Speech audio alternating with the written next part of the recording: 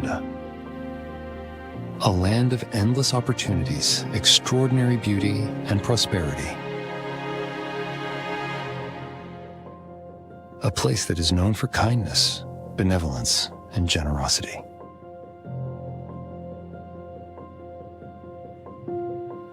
A place that is built on courage, integrity, and truth. Or so it appears. Yet, something doesn't feel right. Can you feel it? The underlying sense of unease and discomfort. That feeling when you know you're being deceived, and you're wondering, how big of a lie could it be? For how long have we been lied to? How much of all this is possibly a show? A well-played theatrical performance? Or maybe it's all an illusion? Is it time to see what is behind the curtain?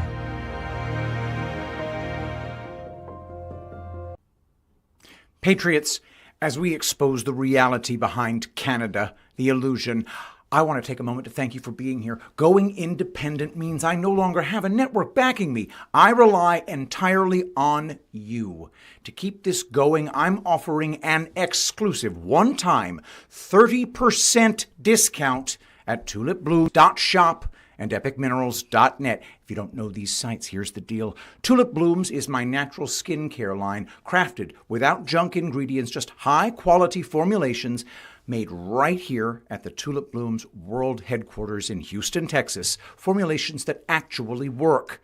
Epic Minerals brings you premium colloidal silver enhanced with humic and fulvic acid, and zeolite with the same enhancement and wellness extra immunity support capsules. Use code PATRIOT30 at checkout at tulipblooms.shop and epicminerals.net. One use per customer, and when it's gone, it's gone. This is the best way to support independent truth-telling while getting something great in return.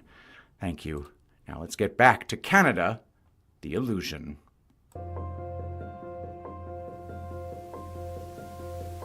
Is it time to resist the control system? To unplug from the matrix and switch it off?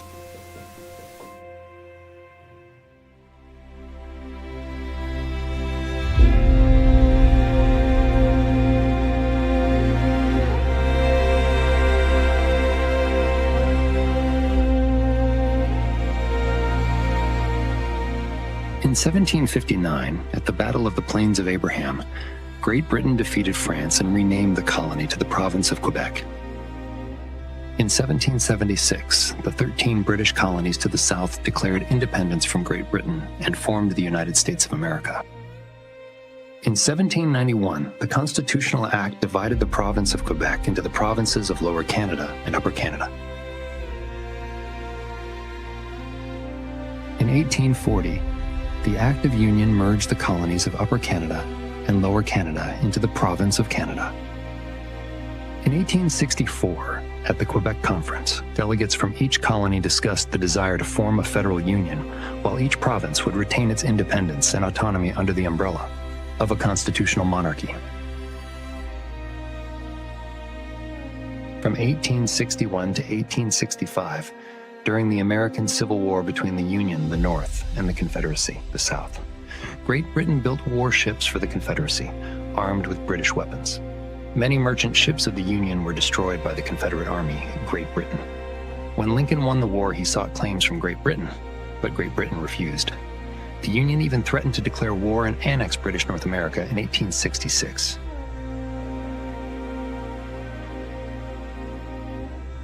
In 1866, John A. Macdonald, chairman of the delegates from the colonies, participated in finalizing the Kingdom of Canada Bill at the London Conference to draft the BNA Act. Great Britain had a dilemma: risk a possible war with the United States of America, pay reparations for the sinking of the Union's ships, grant the colonies in Canada self-governance, Queen Victoria needed a clever solution.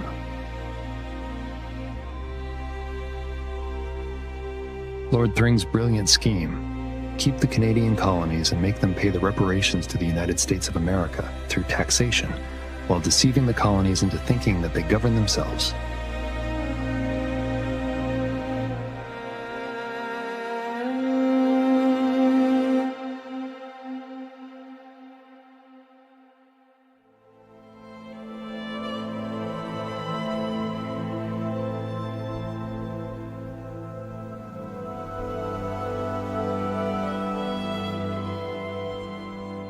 On March 29, 1867, the British North America Act received royal assent, meaning it was formally approved by the court in Chancery. It went into effect on July 1, 1867, and created a united colony known as the Dominion of Canada. Until 1982, July 1st was celebrated as Dominion Day. Since 1982, July 1st has been celebrated as Canada Day, when the BNA Act was renamed the Constitution Act. Let us take a closer look at the original BNA Act 1867.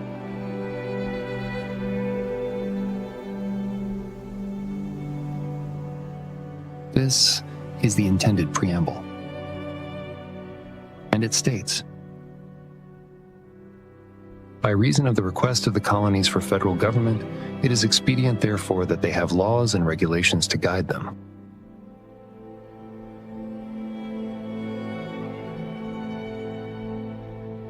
This is the modified preamble. And it states, whereas the provinces of Canada, Nova Scotia, and New Brunswick have expressed their desire to be federally united into one dominion under the Crown.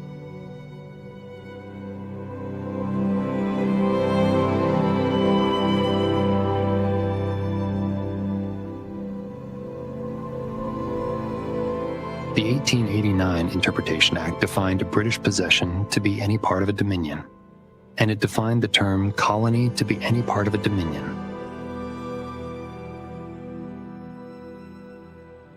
The Dominion of Canada was clearly a colony of Great Britain and not an independent country.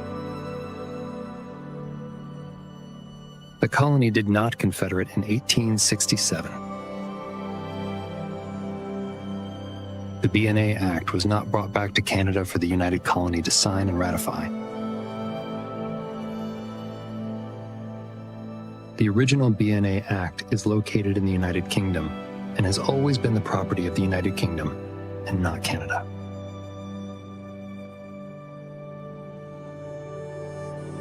Section 2 of the BNA Act 1867 declares that the provisions of this act extend to the heirs and successors of the kings and queens of Great Britain. Section 109 of the BNA Act 1867 states that all lands, minerals, and royalties belonging to the several provinces of Canada, Nova Scotia, and New Brunswick at the Union shall belong to the several provinces of Ontario, Quebec, Nova Scotia, and New Brunswick. All natural resources belong to the various colonies, with exceptions as per Section 109.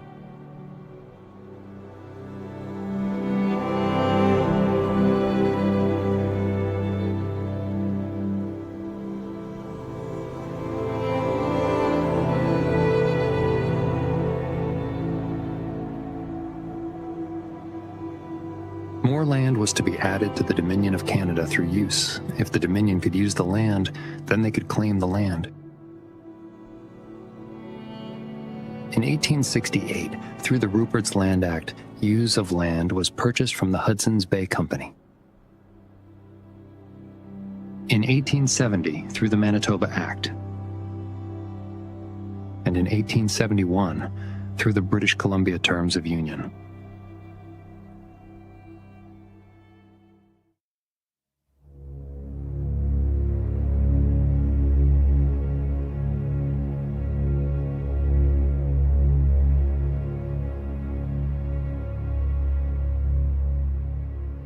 In 1871, the Treaty of Washington was concluded. It settled the claims between the United Kingdom and the United States of America, even though the United Kingdom never admitted any wrongdoing. However, it is interesting to see whose names also show up. Sir John Alexander MacDonald, Knight Commander of the Most Honorable Order of the Bath, a member of Her Majesty's Privy Council for Canada, and Minister of Justice and Attorney General of Her Majesty's Dominion of Canada. And Montague Bernard.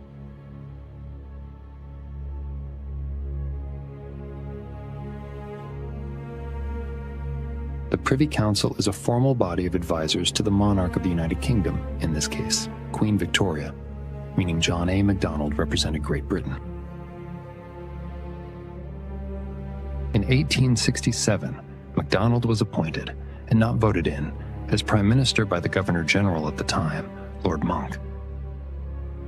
In 1854, Macdonald, a Freemason since 1844, became a member of the Order of the Masonic Knights Templar. Macdonald got engaged to the much younger Susan Agnes Bernard, cousin of Montague Bernard, who worked with British royalty in London in December of 1866. They married in February of 1867, 1 month before the BNA Act was signed. John A. Macdonald was the one who helped Queen Victoria achieve her grand scheme of deceiving the colonists into thinking they were now self-governed and had confederated. He received generous titles, appointments in the British monarchy, and a much younger second wife in addition to his annual salary of $5,000 equivalent to $125,000 today, in return for a betrayal of the colonists. In the Treaty of Washington, 1871, John A. Macdonald agreed to give the San Juan Islands and Point Roberts to the United States of America, in addition to granting equal rights to the fisheries for 10 years because he was representing Great Britain and not the Dominion of Canada.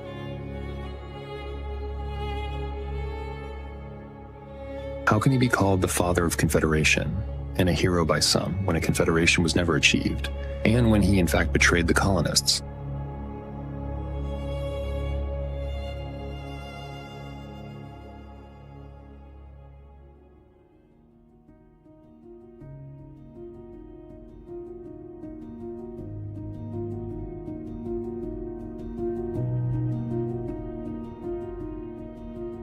By means of the Letters Patent Revocation Act, 1878, the British monarchy instituted the office of Governor-General of the Dominion on a permanent basis.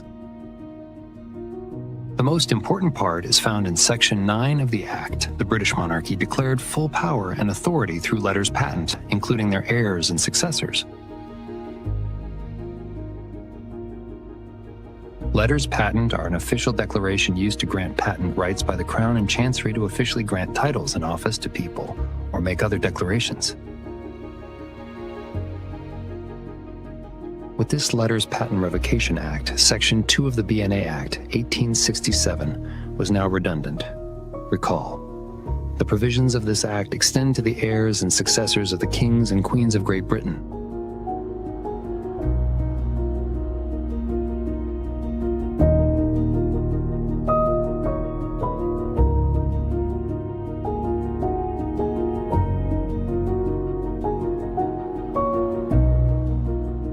On June 19, 1893, the Statute Law Revision Act was passed.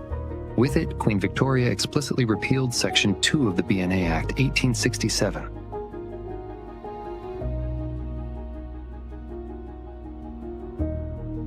This Statute Law Revision Act, 1893, was never repealed after it was passed, and Section 2 of the BNA Act, 1867, was never reenacted.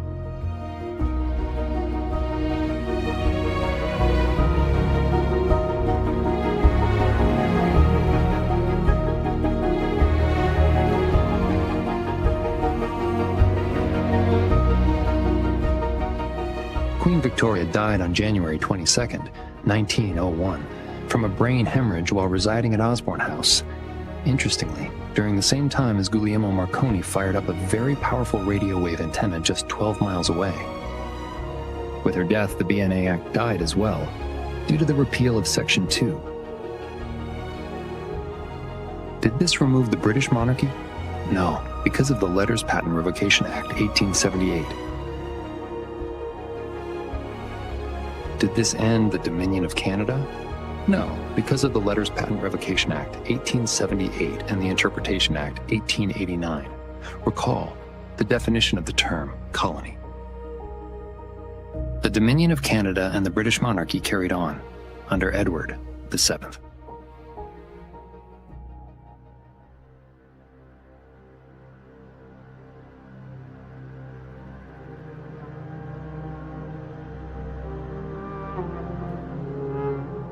More land was added via use to the Dominion of Canada between 1898 and 1905. In 1898, through the Yukon Territory Act. In 1905, through the Alberta Act. And in 1905, through the Saskatchewan Act. Who owned the land of the Dominion of Canada? Did the land of the Dominion of Canada belong to the monarch? No. The Crown and Chancery held the title to all British lands, including the Dominion of Canada. The Crown and Chancery is the Department of Lands of Britain. It was established by the Privy Council. The Crown is a corporation sole. It represents the state in all its aspects. It can be used to refer to the office of the monarch or the monarchy as institutions. It can be used to refer to the rule of law or the functions of executive, legislative, and judicial governance. This is why all government and public land was called Crown land until it was granted by means of a Crown grant, also referred to as a land patent. The monarch was just a figurehead. The king or queen was not a sovereign any longer because they did not own the land. The Governor General had more authority. He was also a corporation sole, given the sole government of the colony, with the assistance of members of the Privy Council and appointed by the Crown and Chancery.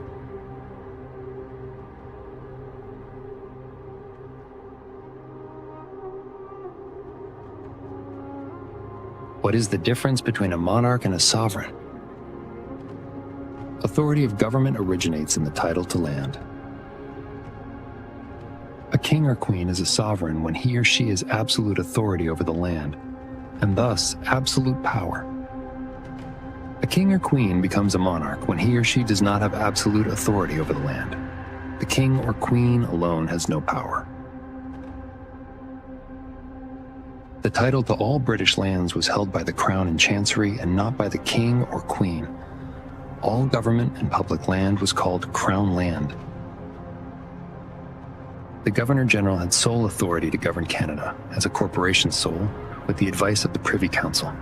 He was appointed by the commission created in 1878 and not by the King or the Queen or the House of Commons or the House of Lords.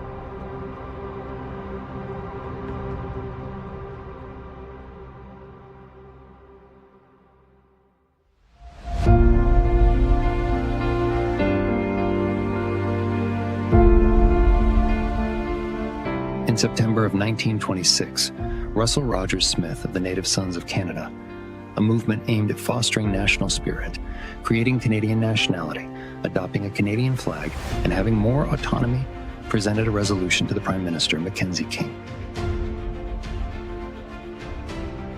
One main request of that resolution was the necessity of elevating Canada constitutionally to the status of a sovereign nation, and to confer on Canada an equality of status with Great Britain.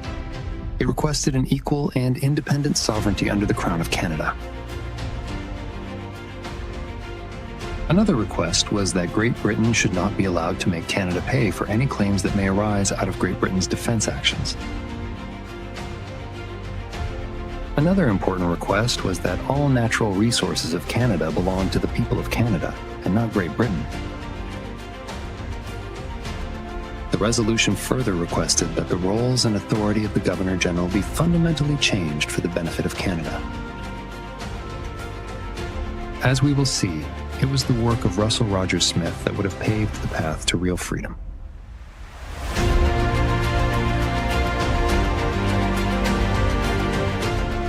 In October of 1926, at the Imperial Conference in London, led by Lord Arthur J. Balfour, Mackenzie King, and representatives of the other dominions of Great Britain met to discuss and determine the status between Great Britain and the dominions of Canada, South Africa, Australia, New Zealand, and the Irish Free State.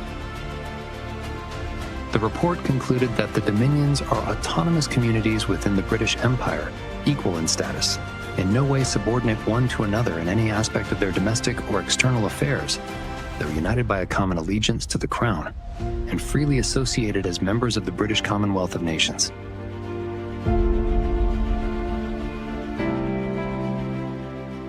This was scheduled to be made law with the enactment of the Statute of Westminster on December 11, 1931.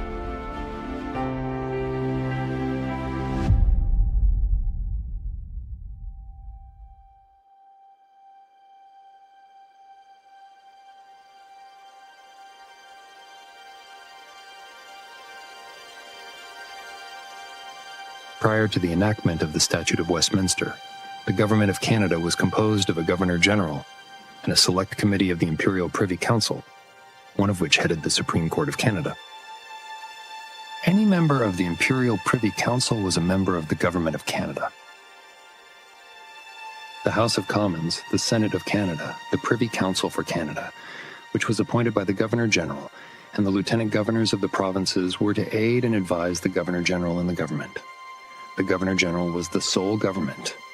Neither the Legislative Assembly nor the House of Commons were responsible to the Canadian people. They were responsible to the Governor-General only.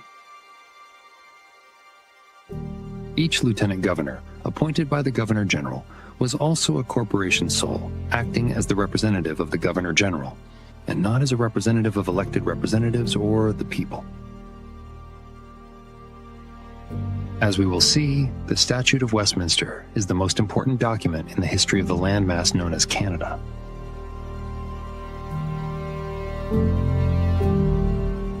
We will only look at the three key sections of the Statute of Westminster that apply to the Dominion of Canada. These are: Section 2 removed colonial law from the Dominion of Canada. Recall, the Dominion of Canada was defined as a colony of Great Britain.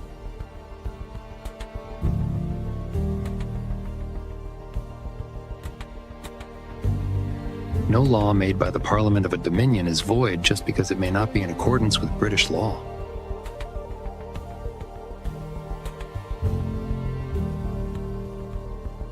This section does not apply to Australia because Australia had a so-called constitution in 1901 and was not a dominion in 1931.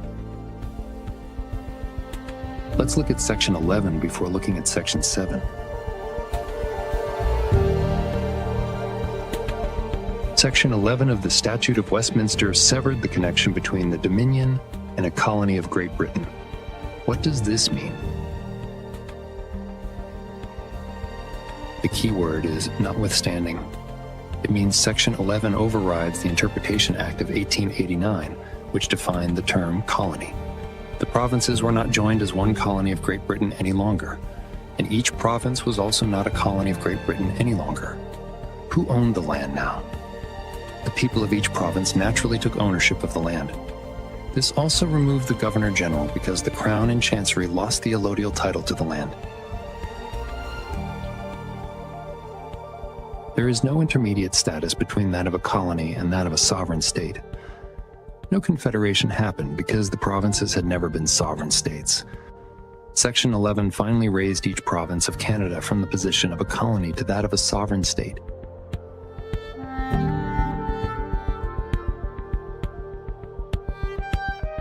Section 7 is misleading in how it deals with the applicability of this statute to Canada. Subsection 1 attempts to exclude the BNA Act from this statute. However, the BNA Act was only a statute, a guide of the Imperial Parliament to aid the Governor-General. It could only be effective if there is a duly appointed Governor-General. See Section 12 of the BNA Act, 1867. Since the Crown and Chancery, who appoints the Governor-General, gave up allodial title to the land, thanks to Section 11, there can be no more Governor-General. The result is, this subsection is redundant.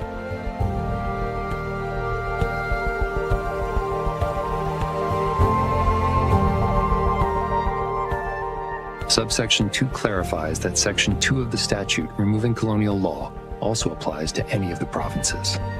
This makes each province a sovereign state, nation, or country, because confederation never happened. Only sovereign states can join into a confederation, and the provinces were not sovereign until the Statute of Westminster was passed.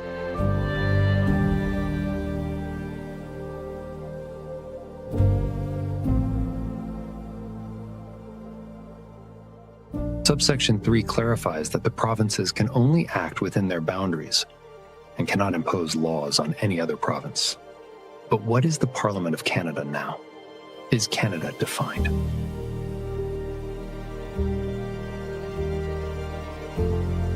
In summary, Section 2 removed colonial law from the Dominion of Canada as it was a colony of Great Britain. Section 7 removed colonial law from each province. Section 11 removed the status of colony, which immediately ended the Dominion of Canada. It also immediately removed the Governor-General. There is no intermediate status between that of a colony and that of a sovereign state. Sovereignty and the ownership of land go hand in hand. No confederation happened because the provinces had never been sovereign states. Each province of Canada was now for the first time a sovereign state. This status has not changed since December 11, 1931. No province has held a constitutional convention. No province has seated a de jure, lawful government.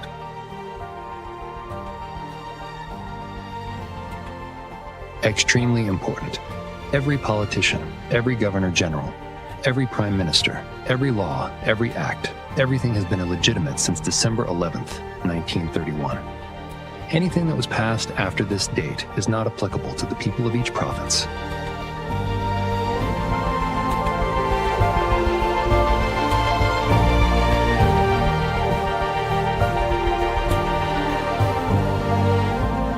Has freedom been hiding in plain sight for over 90 years?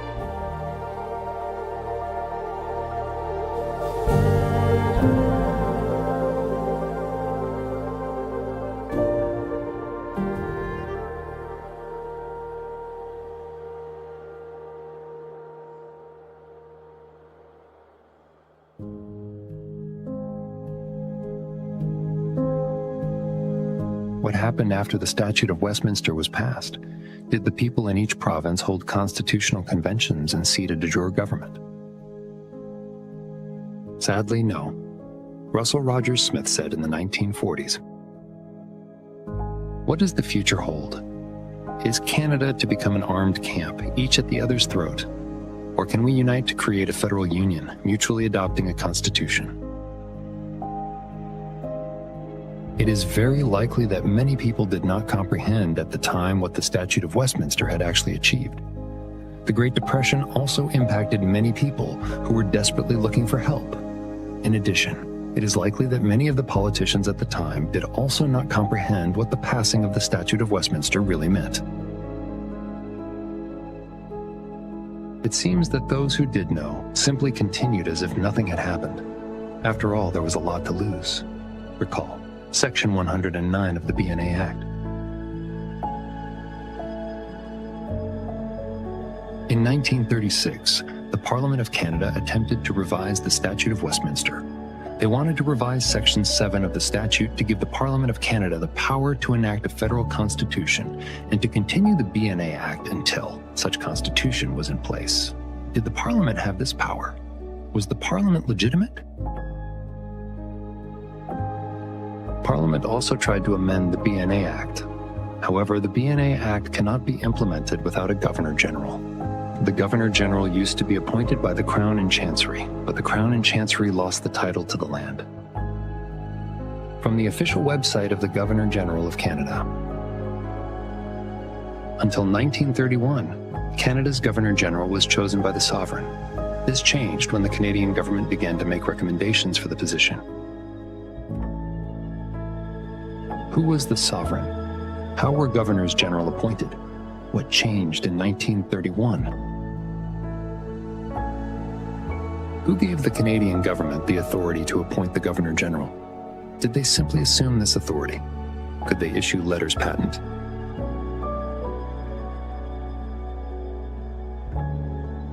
In 1945, Walter Cool, a member of Parliament from Alberta, addressed the House of Commons and presented a detailed speech about the constitutional problems. He clearly outlined the current status and the actions that should be taken. However, no action was taken. In 1947, Prime Minister Mackenzie King issued letters patent, appointing a Governor General. These letters patent were signed only by Mackenzie King. To this day, only the Lord High Commissioner of Great Britain, the Crown and Chancery, can issue letters patent. Nobody else has the power or authority to issue letters patent. The last ones that were issued are dated March 23, 1931. In 1948, the Income Tax Act was implemented by an illegitimate Parliament of Canada and signed by an illegitimate Governor-General, Harold Alexander of Tunis. In 1952, the Royal Style and Titles Act was enacted by an illegitimate Parliament of Canada, in which the Parliament of Canada assented that Elizabeth II can proclaim herself to be the Queen in right of Canada.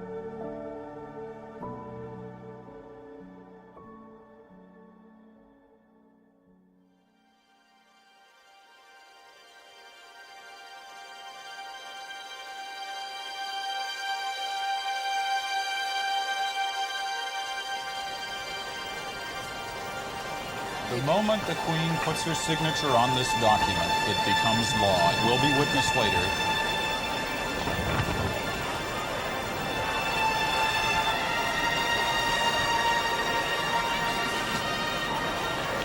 The Constitution is now home. A fanfare in the background, as you can hear.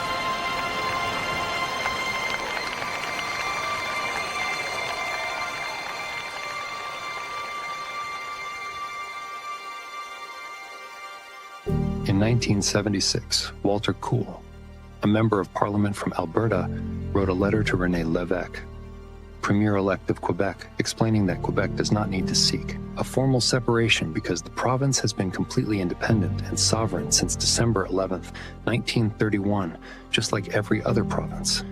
How can you be divorced when you have never been married? In 1982, Pierre Elliott Trudeau initiated the grand deception that is called the Constitution Act of Canada, also known as the Charter of Rights and Freedoms. An illusion, as we will see, which many people strongly believe to be factual truth. Trudeau is said to have patriated, which means to transfer legislation to an autonomous country from its previous mother country, the defunct and meaningless BNA Act 1867 to Canada. Why did he only bring a photocopy? Why does the original BNA Act 1867 still reside in the parliamentary archives of Great Britain? Trudeau urged all provinces to ratify, which means to give formal consent to make something official, the document, so that Canadians could enjoy their new constitution as soon as possible. Did all the provinces sign? Was it ever ratified?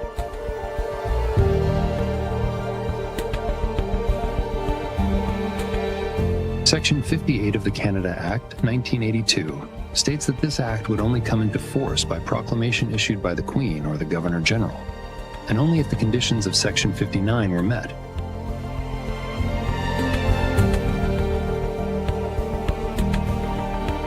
Section 59 is equally important to comprehend. Subsection 1, paragraph 23, 1. A shall come into force in respect of Quebec on a day to be fixed by proclamation issued by the Queen or the Governor-General under the Great Seal of Canada. Subsection 2. A proclamation under subsection 1 shall be issued only where authorized by the Legislative Assembly or Government of Quebec. Subsection 3. This section may be repealed on the day paragraph 23, 1. A comes into force in respect of Quebec and this act amended and renumbered consequentially upon the repeal of this section by proclamation issued by the Queen or the Governor-General under the Great Seal of Canada. The key phrase here is in respect of Quebec. Section 23. Minority language educational rights. Citizens of Canada, whose first language learned and still understood is that of the English or French linguistic minority population, have the right to have their children receive primary and secondary school instruction in that language in that province. Recall Section 59, subsection 3, in respect of Quebec. This section may be repealed on the day paragraph 23, 1A, comes into force in respect of Quebec, and this act amended and renumbered consequentially upon the repeal of this section by proclamation issued by the Queen or the Governor-General under the Great Seal of Canada. This means that only Quebec would lose their educational right in the French language.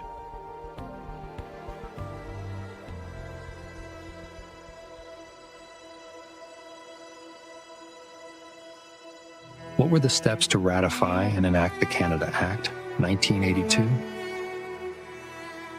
1. All provinces would need to sign Schedule B of the Act, the Charter of Rights and Freedoms. 2. Quebec would need to authorize a proclamation to enact Section 23, 1A of the Act. 3. Section 23, 1A would be enacted through a proclamation. 4. Section 59, 3 would be enacted through a proclamation to repeal Section 59 and renumber the Act.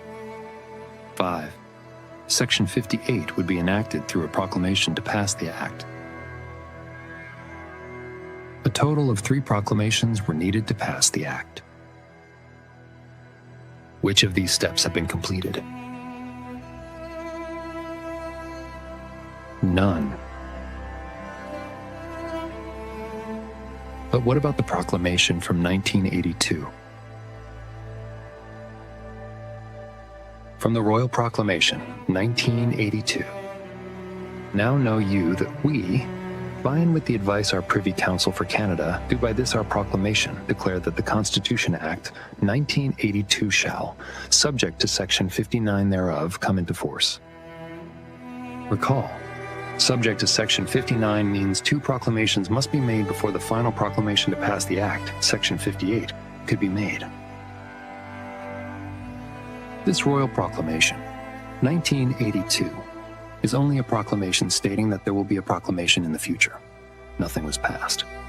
Nothing was enacted. There is no Constitution. There is no Charter of Rights and Freedoms. The Royal Proclamation 1983 had nothing to do with the passing of the Canada Act 1982. This act simply converted the status of Aboriginal people from sovereigns to persons. Even the 1987 Meech Lake Accord and the 1992 Charlottetown Accord failed to enact the Canada Act 1982, also known as the Constitution Act 1982. Reminder: everything since December 11th, 1931 has been illegitimate, null and void. Since the fraud has obviously continued, why would Quebec not speak up and call it out? Maybe the over $12 billion in equalization payments that Quebec has received on average each year has played a role. Let's take a look at the Charter of Rights and Freedoms. Section 1. The Canadian Charter of Rights and Freedoms guarantees the rights and freedoms set out in its subject only to such reasonable limits prescribed by law as can be demonstrably justified in a free and democratic society. This gives the government the option to ignore the Charter, and it is why the courts often side with the government. Section 7. Everyone has the right to life, liberty, and security of the person, and the right not to be deprived thereof except in accordance with the principles of fundamental justice. What is a person?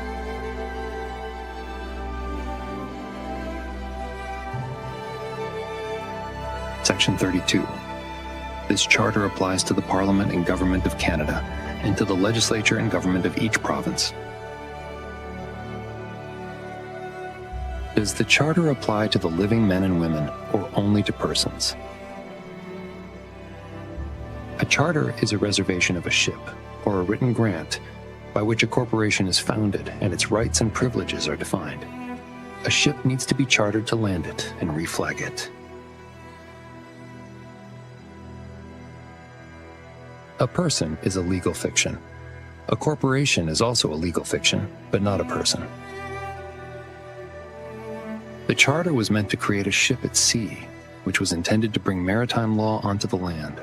Through persons, the living men and women would be brought under maritime law jurisdiction. This is why all provinces needed to sign the charter. A charter differs from a constitution in this that the former is granted by a foreign government, while the latter is established by the people themselves.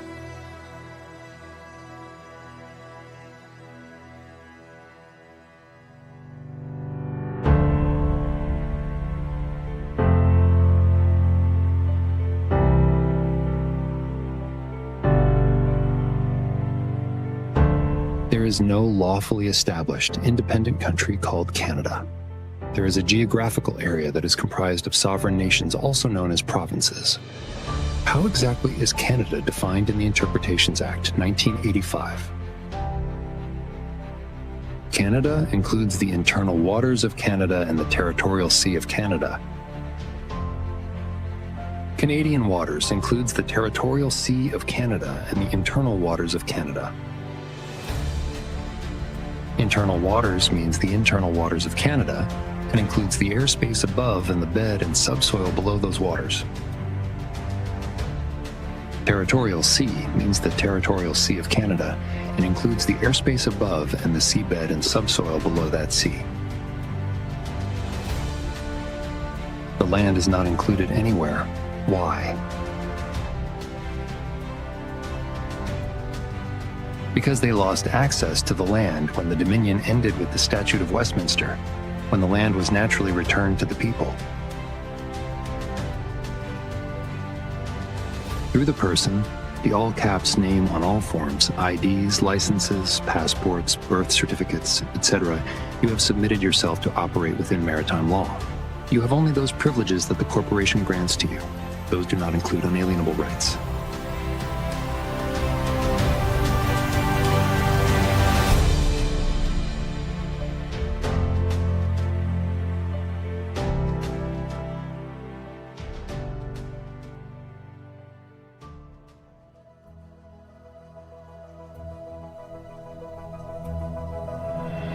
What is the solution? How do we get out of this? Do we want to get out of this? Educate yourself. Learn these facts. Break the patterns and the indoctrination, like celebrating Canada Day and waving the Canadian flag. Educate your children because they are the ones building the future. Using the Socratic method to break through the brainwashing, asking simple questions instead of presenting facts, educate your family, friends, and neighbors. Offer help, kindness, and patience to those that have awoken from the deep sleep and are desperately looking for answers and support. When the people in each sovereign province are ready, a constitutional convention will be held to elect delegates and agree on a provincial constitution, accepted by a majority of the people, after which a de jure, lawful government is seated. This will all need to be done without corporate interference of any kind, for example, bar-carded attorneys.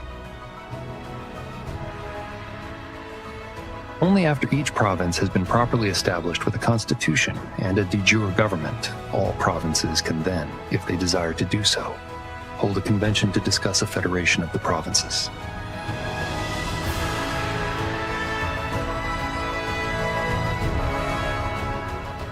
We have been living under communist tyranny as slaves within a corrupt, corporate, yet illegitimate system based on maritime law for decades.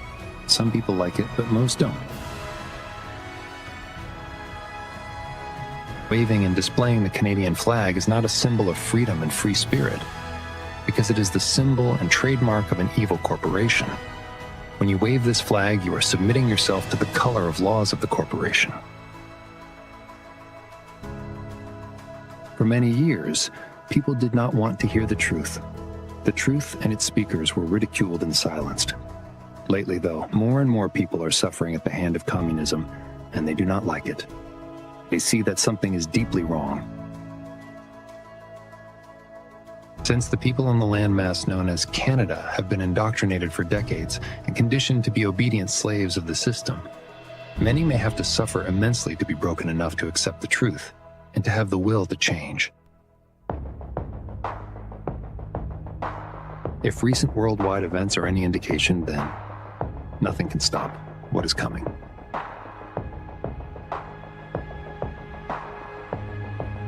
You never change things by fighting the existing reality. To change something, build a new model that makes the existing model obsolete.